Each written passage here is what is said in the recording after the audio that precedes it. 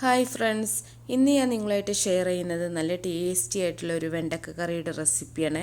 ഇത് നമുക്ക് ചോറിൻ്റെ കൂടെ, ചപ്പാത്തിൻ്റെ കൂടെ, അപ്പത്തിൻ്റെ കൂടെ ഒക്കെ കഴിക്കാൻ പറ്റുന്ന നല്ലൊരു കറിയാണ് കേട്ടോ.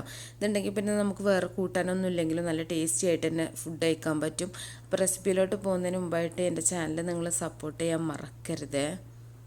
ചട്ടി അടുപ്പത്ത് വെച്ചിട്ട് ഞാൻ അതിലേക്ക് 1 ടേബിൾ സ്പൂണോളം വെളിച്ചെണ്ണ ഒഴിച്ചിട്ടുണ്ട്. വെളിച്ചെണ്ണ ചൂടായി വരുന്ന സമയത്ത് 1/2 ടീസ്പൂൺ ഉലുവ ഇട്ടെടുത്തിട്ടുണ്ട് കേട്ടോ.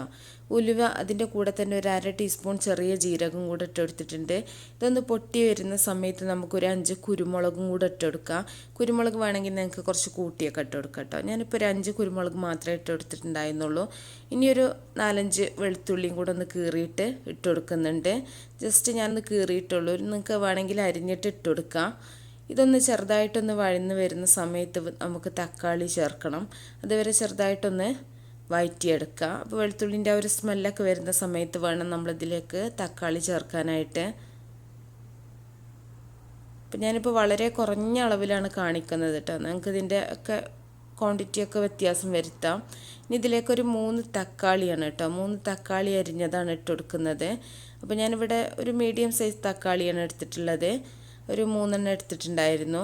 അപ്പോൾ ഇതും കൂടെ ഇട്ട് കൊടുത്തിട്ടുണ്ട്. ഇനി ഇത് നമുക്ക് നന്നായിട്ടൊന്ന് വഴറ്റിയെടുക്കണം. ഇത് വഴറ്റിയെടുത്തതിന് ശേഷം നമ്മൾ ചൂടാറിയതിന് ശേഷം നമുക്ക് മിക്സിയിൽ അരച്ചെടുക്കാനുള്ളതാണ് കേട്ടോ. അപ്പം നന്നായിട്ടൊന്ന് വഴറ്റി കൊടുക്കാം. വേണമെങ്കിൽ നിങ്ങൾക്ക് അടിച്ചു വെച്ചിട്ട് വേണമെങ്കിൽ ഒന്ന് ഇതാക്കിയിട്ടുണ്ടെങ്കിൽ തന്നെ തക്കാളി പെട്ടെന്ന് തന്നെ വഴന്ന് കിട്ടും. അപ്പോൾ ഏകദേശം നമ്മുടെ തക്കാളിയൊക്കെ നന്നായിട്ട് തന്നെ വഴന്നിട്ടുണ്ട്. ഇനി നമുക്കിത് ഒന്ന് ചൂടാറാനായിട്ട് തീ ഓഫ് ചെയ്യാം. എന്നിട്ട് നമുക്കിത് മിക്സിയിലൊന്ന് അരച്ചെടുക്കാം കേട്ടോ. അരച്ച് നന്നായിട്ട് തന്നെ പേസ്റ്റാക്കി എടുക്കുക. ഇത് നമുക്ക് മാറ്റി വെക്കാം. ഇനി നമ്മൾ ചട്ടി വെച്ചിട്ട് 1 ടേബിൾ സ്പൂണും കൂടെ വെളിച്ചെണ്ണ ഒഴിച്ചിട്ടുണ്ട്. ഈ വെളിച്ചെണ്ണ ഒന്ന് ചൂടായി വരുന്ന സമയത്ത് നമുക്കിതിലേക്കൊരു 1/2 ടീസ്പൂൺ കടുക് ഇട്ട് കൊടുക്കാം.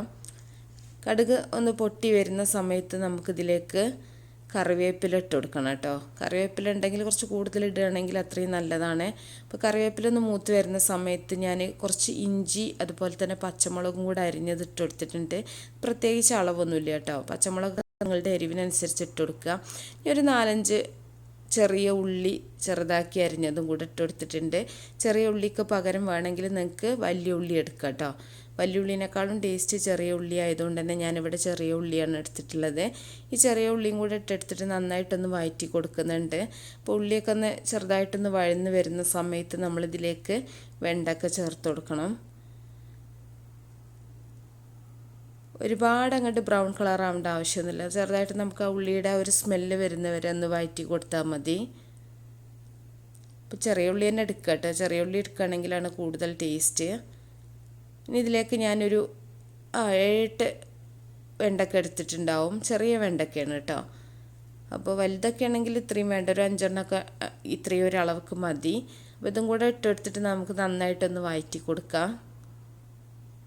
വെണ്ടക്ക ചെറുതായിട്ടൊന്ന് വഴന്ന് കിട്ടണം കേട്ടോ. എന്നാൽ ആ വെണ്ടക്കൻ്റെ ആ ഒരു കൊഴുപ്പ് പോയി കിട്ടും.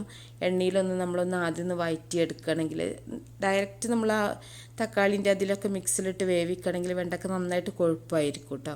അങ്ങനെ ചെറുതായിട്ടൊന്ന് വഴറ്റിയതിന് ശേഷം നമ്മൾ ഇതിലേക്ക് മസാലപ്പൊടികൾ ചേർക്കുകയാണ്. ഒരു 1/4 ടീസ്പൂൺ മഞ്ഞൾപ്പൊടി, അതുപോലെ നിങ്ങളുടെ എരിവിനനുസരിച്ചിട്ടുള്ള മുളക് പൊടി ഇട്ട് കൊടുക്കുക. പിന്നെ നമ്മൾ 1 ടീസ്പൂൺ മല്ലിപ്പൊടിയും കൂടെ ചേർത്തിട്ടുണ്ട്. അപ്പം ഞാൻ വളരെ കുറച്ച് മസാലകളാണ് ചേർത്തിട്ടുള്ളത്. മസാല നിങ്ങൾക്ക് വേണമെങ്കിൽ കൂട്ടി കൊടുക്കാം. മുളക് നിങ്ങൾക്ക് കൂട്ടി കൊടുക്കാം കേട്ടോ. മല്ലിയൊന്നും കൂടി കഴിഞ്ഞിട്ടുണ്ടെങ്കിൽ ഒരു ടേസ്റ്റും ഉണ്ടാവില്ല. എന്നിട്ട് നന്നായിട്ട് ഈ ഒരു പച്ചമണം മാറുന്ന വരെ നമുക്കൊന്ന് വഴറ്റി കൊടുക്കാം. അപ്പോൾ ഒരുപാട് സ്പൈസി ആയിട്ടൊക്കെ കഴിക്കുന്നവരാണെങ്കിൽ നന്നായിട്ട് തന്നെ നിങ്ങൾക്ക് മുളക് പൊടി ചേർത്ത് കൊടുക്കാം കേട്ടോ. എന്നിട്ട് അതിൻ്റെ ഒരു പച്ചമണമൊക്കെ വരുന്ന സമയത്ത് നമ്മൾ നേരത്തെ വഴറ്റി വെച്ചിട്ടുള്ള തക്കാളി അരച്ചെടുത്ത പേസ്റ്റ് ഇതിലേക്ക് ഒഴിച്ചു കൊടുക്കാം. ചൂടാറിയതിന് ശേഷം വേണം നമ്മൾ അരക്കാനായിട്ട് കേട്ടോ. അപ്പോൾ തക്കാളി അരച്ചത് നമുക്കിതിലേക്ക് ഒഴിച്ചു കൊടുക്കാം. അപ്പോൾ ഈ തക്കാളി തന്നെ വെളുത്തുള്ളി, ഉലുവ, ജീരകം എല്ലാത്തിൻ്റെയും ഒരു ടേസ്റ്റ് ഉണ്ട് കേട്ടോ. അത് അരച്ചെടുക്കുമ്പോൾ നല്ലൊരു സ്മെല്ലാണ് കേട്ടോ ഈ ഒരു തക്കാളി പ്യൂരിക്ക്. അതും കൂടെ ഒഴിച്ചിട്ടുണ്ട്. എന്നിട്ട് നമുക്ക് നന്നായിട്ടൊന്ന് മിക്സ് ചെയ്യാം. ഇനി ഇതിലേക്ക് നമുക്ക് കുറച്ച് വെള്ളം കൂടെ ഒഴിക്കണം കേട്ടോ. അപ്പോൾ ആ ഒരു മിക്സിയുടെ ജാറിനെ ഒന്ന് കഴുകിയിട്ട് കുറച്ച് വെള്ളം കൂടെ ഒന്ന് ഒഴിച്ചു കൊടുത്താൽ മതി. വേറെ വെള്ളം ചേർക്കേണ്ട ആവശ്യമില്ല. അപ്പോൾ ആ ഒരു തക്കാളിൻ്റെ ആ ഒരു പ്യൂരി ഉണ്ടല്ലോ നമ്മുടെ മിക്സിയുടെ അതിൽ, അതൊന്ന് കഴുകിയിട്ടൊന്ന് ഒഴിച്ചു കൊടുത്താൽ മതി. നല്ല ടേസ്റ്റി ആയിട്ടുള്ള ഒരു വെണ്ടക്ക കറിയാണ് കേട്ടോ. അത് നമുക്ക് ചോറിനോ ചപ്പാത്തിക്ക് എന്തിനു വേണേൽ കൂടെ കഴിക്കാൻ പറ്റും. അപ്പോൾ നല്ല ടേസ്റ്റാണ്. വേറെ കറികളൊന്നും ഇല്ലെങ്കിലും നമുക്കിത് ഫുഡ് നന്നായിട്ട് തന്നെ കഴിക്കാൻ പറ്റും. അപ്പോൾ എന്നിട്ട് നന്നായിട്ടൊന്ന് മിക്സ് ചെയ്യുന്നുണ്ട്. ഇനി നമുക്കിതിലേക്ക് ചേർക്കേണ്ടത് ഉപ്പാണ് കേട്ടോ. ആവശ്യത്തിനുള്ള ഉപ്പ് ചേർത്ത് കൊടുക്കുക. ഉപ്പൊക്കെ ഓരോരുത്തരുടെ ടേസ്റ്റിനനുസരിച്ചാണ്. അപ്പോൾ ഉപ്പും കൂടെ ചേർത്തിട്ട് നന്നായിട്ടൊന്ന് മിക്സ് ചെയ്തിട്ട് നമുക്കിതൊന്ന് അടച്ചു വെക്കാം. അപ്പോൾ ഒരുപാട് നന്നായിട്ട് കുറുക്കിയിട്ട് വേണമെന്നുണ്ടെങ്കിൽ നിങ്ങൾക്ക് അങ്ങനെ നന്നായിട്ട് വറ്റിച്ചെടുത്തിട്ട് കഴിക്കാം കേട്ടോ. ഇപ്പോൾ ഞാൻ കുറച്ചൊരു ഒഴിച്ച് കറിയുടെ പാകത്തിലാണ് ഇത് കുറുക്കിയെടുത്തിട്ടുള്ളത്. അപ്പോൾ ഇത്രയും മതി. ഞാനിപ്പോൾ തീ ഓഫ് ചെയ്യുകയാണ്. ഇനിയിപ്പോൾ ചട്ടി കിടന്നിട്ട് തന്നെ കുറച്ചും കൂടെ ഒന്ന് തിളക്കും കേട്ടോ, മൺചട്ടി ആയതുകൊണ്ട് തന്നെ. അപ്പോൾ നമ്മുടെ കറി ഇവിടെ റെഡി ആയിട്ടുണ്ട്. ഇനി വേണമെന്നുണ്ടെങ്കിൽ നിങ്ങൾക്ക് മല്ലിയില വേണമെങ്കിൽ ഇട്ട് കൊടുക്കാം. ഞാനിപ്പോൾ മല്ലിയില ഇട്ട് കൊടുക്കുന്നില്ല. അപ്പോൾ നല്ല ടേസ്റ്റി ആയിട്ടുള്ള കറിയാണ്. അപ്പോൾ എല്ലാവരും ഉണ്ടാക്കി നോക്കുക, എന്നിട്ട് അഭിപ്രായങ്ങൾ അറിയിക്കുക. അപ്പോൾ നല്ല നല്ല റെസിപ്പികളൊക്കെ ആയിട്ട് നമുക്ക് അടുത്തൊരു വീഡിയോയിൽ കാണാം.